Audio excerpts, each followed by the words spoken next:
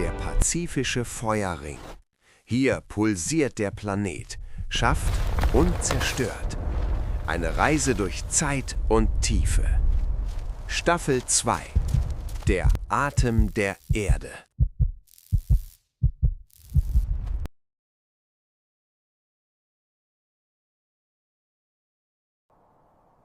Es ist die Nacht des 27. Januar 1700. Ein eisiger Winter liegt über der Bucht von Kuwagasaki in Japan. Über 280 Häuser säumen den bedeutenden Hafen. Eine trügerische Stille herrscht in den dunklen Gassen. Die Menschen dieser Epoche schlafen fest, geschützt von den Holz- und Lehmwänden ihrer Minka-Häuser.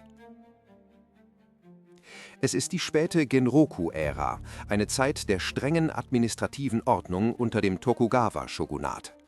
Niemand ahnt, dass sich auf der anderen Seite des Pazifiks eine gigantische geologische Gewalt entladen hat. Ein Megathrust-Beben der Stärke 9.0 hat vor Nordamerika die Ozeanplatte zerrissen. Die Konsequenz rollt unaufhaltsam heran. Während das Dorf schläft, wacht die Bürokratie. Im Inneren eines Hauses arbeitet ein Samurai-Beamter. Vor ihm liegt ein Daicho-Registerbuch. Seine Aufgabe ist es nicht, Geschichte zu machen, sondern sie zu protokollieren. Konzentriert führt er den Pinsel über das handgeschöpfte Washi-Papier. Jedes Schriftzeichen muss makellos sein. Er reibt die feste Tusche rhythmisch auf dem Susuri-Stein, um frische Tinte anzumischen. Nichts an diesem kalten Wintermorgen deutet auf eine Katastrophe hin. Es gab kein warnendes Erdbeben in Japan. Was gleich auf die Küste treffen wird, ist ein geologisches Rätsel. Ein Tsunami ohne Ursprung. Ein Waisenkind. Plötzlich und völlig lautlos weicht das Wasser in der Bucht von Kuwagasaki dramatisch zurück. Fischerboote kippen auf den schlammigen Meeresboden. Es ist das untrügliche Zeichen eines nahenden Tsunamis. Doch ohne ein vorheriges Erdbeben versteht niemand dieses unheimliche Phänomen. In seinem Arbeitszimmer bemerkt der Schreiber ein seltsames Rauschen, das aus der Ferne anschwillt. Er öffnet die Papierschiebetür und starrt hinaus in die eisige Winternacht. Am nachtschwarzen Horizont hebt sich im fahlen Mondlicht eine gewaltige, schäumende Mauer aus Wasser. Die Flut bricht über die Küste herein. Ein Tsunami, der tausende Kilometer über den Pazifik gereist ist. Tonnen von eiskaltem Salzwasser krachen mit zerstörerischer Wucht in die ersten Minka-Häuser. Das Wasser drückt sich unaufhaltsam durch die engen Gassen und reißt alles mit sich. Innerhalb von Sekunden verwandelt sich das geordnete Dorf in einen Mahlstrom aus Trümmern und Chaos. Der Schreiber wird von den Fluten erfasst, kann sich aber im letzten Moment an einen dicken Dachbalken klammern. Als das Wasser sich allmählich beruhigt, ist von der Küstensiedlung Kuwagasaki kaum noch etwas übrig. Der kalte Morgen graut über dem zerstörten Kuwasaki.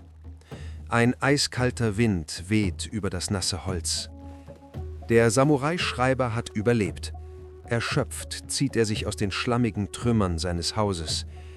In den Ruinen findet er sein wichtigstes Werkzeug, einen unversehrten Pinsel und feuchtes Papier. Noch zitternd vor Kälte beginnt er sofort mit seiner Pflicht, das Unfassbare für die Ewigkeit zu protokollieren. Er notiert ein Wasser ohne Beben, ein paradoxes Ereignis, das Generationen von Gelehrten rätseln lassen wird. Diese präzisen Aufzeichnungen aus dem Jahr 1700 werden Jahrhunderte später den Schlüssel zu einem globalen Rätsel bilden. Denn die gewaltige Ursache für diese Zerstörung fand gar nicht in Japan statt. Die wahre Katastrophe entlud sich zur gleichen Zeit auf der anderen Seite des größten Ozeans der Welt. Wir springen über den Pazifik. Nordamerika, die zerklüftete Küste des heutigen Washington State. Hier, umgeben von uralten Regenwäldern, lebt die Maka-Nation, ein indigenes Volk von meisterhaften Walfängern. Ihre gigantischen Langhäuser aus rotem Zedernholz trotzen seit Jahrtausenden dem rauen Wetter des Nordwestens. Es ist der späte Abend des 26. Januar 1700. Ein eiskalter Wintersturm peitscht über die Siedlung. Plötzlich bricht die Hölle los. Tief unter dem Meeresboden zerreißt die Cascadia-Verwerfung auf 1000 Kilometern Länge. Ein Megathrust-Erdbeben der Stärke 9.0 entfesselt eine seismische Gewalt, die den Verstand sprengt. Der Boden bäumt sich brutal auf. 100 Meter hohe uralte Zedern brechen und splittern wie trockene Streichhölzer. Die gewaltigen Holzstrukturen der Marka-Langhäuser stürzen unter dem unerbittlichen Schütteln in sich zusammen. Die Erde brüllt. Gigantische Erdrütsche donnern die Küstenhänge hinab und reißen ganze Wälder ins stürmische Meer. Es ist der absolute Nullpunkt, der Beginn einer geologischen Kettenreaktion, die den gesamten Pazifik überqueren wird. Als das Wasser weicht, stehen die Überlebenden der Marka an einer völlig verwüsteten Küste. Alles ist fortgewaschen. Anders als der Samurai in Japan haben die Völker des pazifischen Nordwestens keine Tinte und kein Papier für ihre Aufzeichnungen. Doch ihr Gedächtnis ist nicht weniger präzise. Sie bewahren ihr Wissen in einer lebendigen mündlichen Tradition. In den provisorisch wieder aufgebauten Langhäusern versammeln sich die Familien am Abend um das flackernde Feuer. Der Älteste erhebt seine Stimme. Sein Gesicht ist gezeichnet von den Erfahrungen eines langen, harten Lebens am Ozean. Er erzählt die Geschichte der großen Erschütterung, die in jener kalten Januarnacht die Erde zerriss und das Meer über die Wälder warf. Diese Geschichten sind keine bloßen Märchen am Lagerfeuer. Sie sind überlebenswichtige Warnungen, kodiert in kraftvollen Metaphern. Generation für Generation wird diese Warnung weitergegeben, mit absoluter Genauigkeit bewahrt über Jahrhunderte. Die akademische Sprache der Wissenschaft existierte hier 1700 noch nicht, doch das Verständnis für die Naturkatastrophe war tief verwurzelt. Wie erklärte man sich ein Beben der Stärke 9, das den Ozean selbst aus seinen Fugen hob? Die Antwort liegt im Schattenkampf. In ihrer Tradition war es ein apokalyptisches Ringen zweier mythischer Giganten, deren Kampfkräfte die Weltordnung bedrohten. Der Donnervogel, ein immenses, himmlisches Wesen, dessen bloßer Flügelschlag Stürme entfacht, stürzte vom schwarzen Himmel herab. Sein Ziel war der riesige Wal, der tief unten in den dunklen, eiskalten Fluten des Pazifiks unangefochten herrschte. Als der Donnervogel seine messerscharfen Krallen in den Rücken des Wals schlug, begann ein titanischer Todeskampf auf Leben und Tod. Der Wal wehrte sich mit unvorstellbarer Wucht. Sein Schlagen und Winden war so gewaltig, dass es die Erde selbst zum Beben brachte. Das Aufbäumen der Tiere riss Berge auseinander und ließ die massiven Zedernbäume an der Küste wie Grashalme zittern. Und als der Donnervogel den Wal schließlich aus dem Ozean in die Lüfte hob, wurde gewaltig viel Meerwasser verdrängt. Das Meer stürzte zurück in den leeren Raum. So entstand die tödliche Flutwelle, die alles an der nordamerikanischen Küste vernichtete. Ein mythologisches Bild für eine nackte geologische Realität. Diese Legenden sind geologische Aufzeichnungen, verpackt in spirituelle Erzählungen. Zwei Welten, Japan und Nordamerika. Zwei Aufzeichnungen desselben Schicksalstages im Jahr 1700. Eine schriftlich, eine mündlich. Was genau passierte tief unter der Küste von Nordamerika? Ein Blick in die tektonische Unterwelt. Hier kollidiert die gigantische Juan-e-Fuca-Platte mit der massiven nordamerikanischen Kontinentalplatte. Über Jahrhunderte hinweg hatten sich diese Gesteinsmassen ineinander verhakt. Die Spannung stieg ins Unermessliche, bis das Gestein am 26. Januar 1700 dem Druck nicht mehr standhielt. Ein Megathrust-Beben. Der gesamte Kontinentalrand sackte ruckartig ab, während der Meeresboden explosionsartig nach oben schoss. Diese monströse Wasserwand raste quer durch den Pazifik und traf schließlich als tödliches Waisenkind Japan. 300 Jahre lang blieben diese Ereignisse ungeklärt. Einzelne Puzzleteile verloren in Zeit und Raum. Wir springen in die späten 1990er Jahre. Eine neue Generation von Geologen nimmt die Ermittlungen auf. Sie sind die Geisterdetektive. Ihr Tatort: die schlammigen Küstenwälder des pazifischen Nordwestens. In den Gezeitenzonen stoßen die Forscher auf ein unheimliches Phänomen, die sogenannten Geisterwälder. Tausende abgestorbene Zedernbäume, die wie graue Skelette aus den feuchten Salzwiesen ragen. Was hatte diesen massiven Wald in kürzester Zeit getötet? Baumringanalysen lieferten die erste Spur. Das Ergebnis war ein Schock.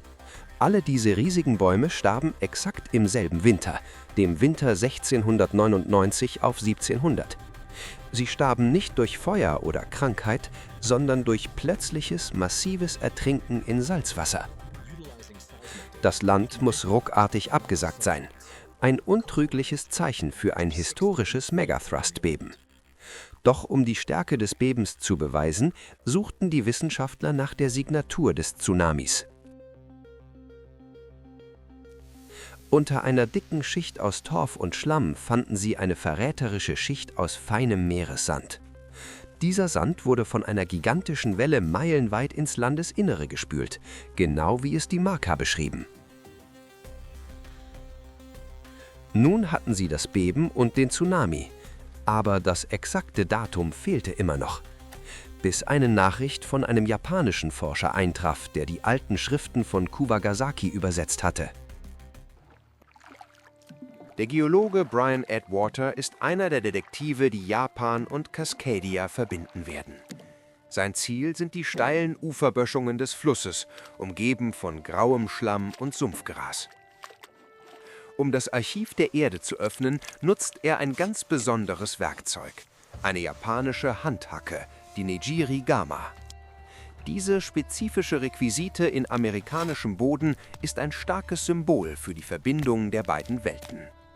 Behutsam kratzt er die äußere Schlammschicht der vertikalen Uferwand ab, um das Innere freizulegen.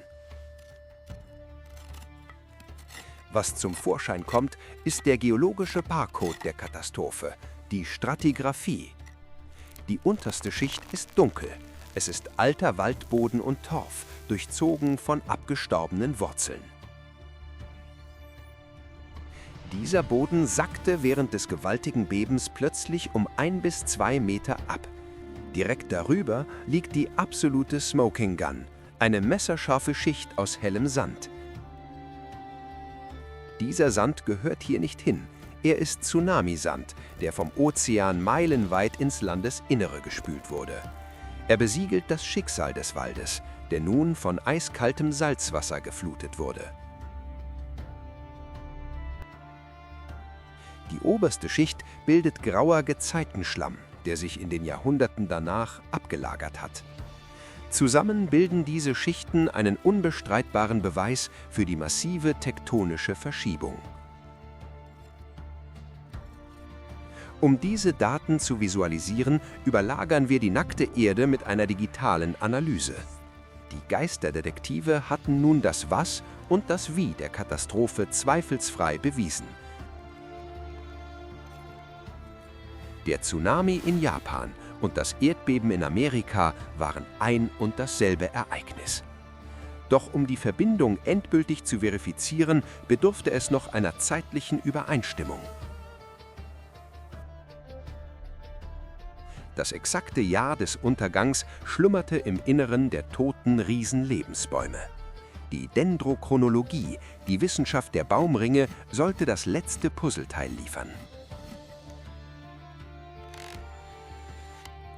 Die Forscher bereiteten sich darauf vor, buchstäblich in das Jahr 1700 hineinzublicken.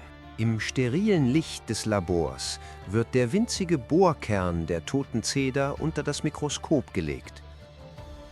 Die Dendrochronologen zählen die Jahresringe präzise rückwärts. Jeder Ring ist ein unbestechliches Archiv der Zeit. Das mikroskopische Muster zeigt deutlich, der äußerste, unvollständige Ring unter der Rinde markiert das plötzliche Ende. Das Wachstum der mächtigen Bäume brach schlagartig ab. Das Holz datiert ihren Tod exakt auf den Winter 1699 auf 1700. Genau in diesem Zeitraum schlugen die indigenen Makah Alarm über den zerstörerischen Kampf des Donnervogels. Und exakt in derselben Zeitspanne notierte der Samurai in Japan das Eintreffen des verheerenden Weisen-Tsunamis. Das jahrhundertealte Rätsel ist gelöst. Die Geisterdetektive haben Kontinente und Epochen wissenschaftlich miteinander verknüpft. Am 26. Januar 1700 riss die Cascadia-Verwerfung auf einer Länge von über 1000 Kilometern auf. Ein historisches Megathrust-Beben der Stärke 9,0, das den Pazifik überspülte und eine tödliche Kettenreaktion auslöste. Die nackte Wahrheit dieses Tages ruht heute im feuchten Schlamm von Washington und in den tintenschwarzen Archiven Japans. Doch die Cascadia-Subduktionszone ist nicht tot. Sie sammelt seit über 300 Jahren lautlos neue gigantische Spannung. Die Geisterwälder sind nicht nur Zeugen der Vergangenheit, sondern das stumme, absolute Orakel unserer unvermeidlichen Zukunft.